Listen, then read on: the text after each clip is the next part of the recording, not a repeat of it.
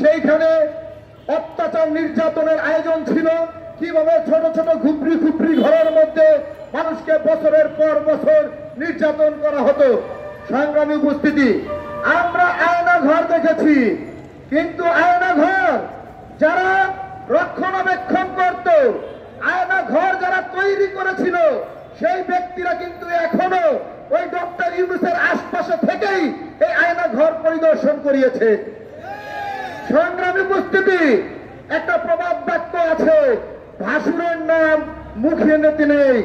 আজকে আমরা তাই দেখতে পাচ্ছি, আমরা দেখতে পাচ্ছি যে এই আয়না ঘরের যারা প্রস্তুতকারক, যারা আয়না ঘর তৈরি করেছে, ডিজিএফআই এর সেই কর্মকর্তাদেরকে বিচারের মুখোমুখি করা হয় না। আমরা দেখেছি এই যে যেই সমস্ত থানার পুলিশেরা এবং বিজিবি সদস্যরা গুলি করেছে, আমরা তাদের ভিডিও দেখতে পাচ্ছি, কিন্তু এই সমস্ত বিজিবি সদস্য এবং পুলিশদেরকে গ্রেফতার করা হচ্ছে না।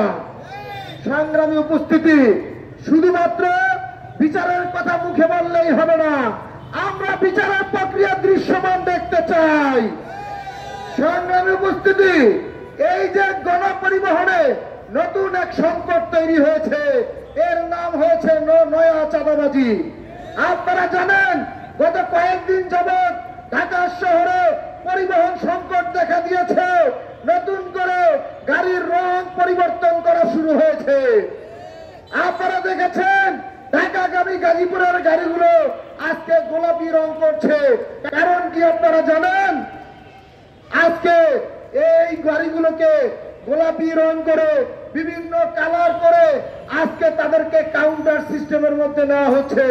কিন্তু অত্যন্ত দুঃখ এবং পরিতাপের বিষয়, আমরা মনে করছি এই কাউন্টার পদ্ধতির মাধ্যমে কোথায় চাঁদাবাজি রোধ করা যাবে, কিন্তু আপনারা জেনে অবাক হবেন, এই যে কাউন্টার সিস্টেমের মাধ্যমে এই গাড়িগুলোর যারা প্রকৃত মালিক, একজন মালিকও তাদের ন্যায্য গাড়ির যে জমা সেটা তারা পাবে না।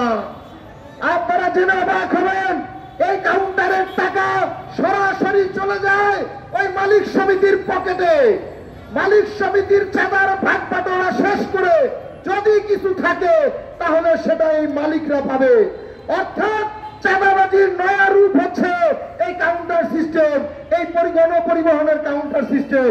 সংগ্রামী উপস্থিতি, এই 5 আগস্টের বিপ্লবের মাধ্যমে আমার শ্রমজীবী ভাইয়েরা, আমার শ্রমিক ভাইয়েরা, আমার ছাত্র ভাইয়েরা রক্ত দিয়েছে এই নয়া চাঁদাবাজি কায়েম করার জন্য নয়, বরং এই চাঁদাবাজি উচ্ছেদ করার জন্য।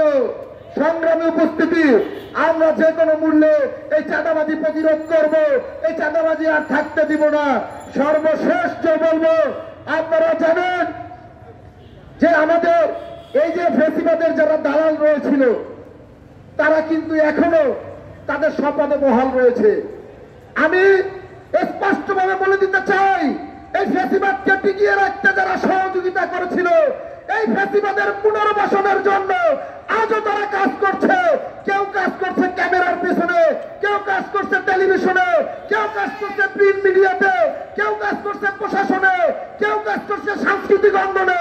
বিভিন্ন জায়গায় যারা ফেসিবাদকে টিকিয়ে রাখতে কাজ করেছেন, তারা যদি এই ফেসিবাদকে আবার পুনর্বাসনের জন্য কাজ করেন, যেই হাত দিয়ে আপনারা ফেসিবাদের পুনর্বাসনের চেষ্টা করবেন, সেই হাত ভেঙে ফেলবো।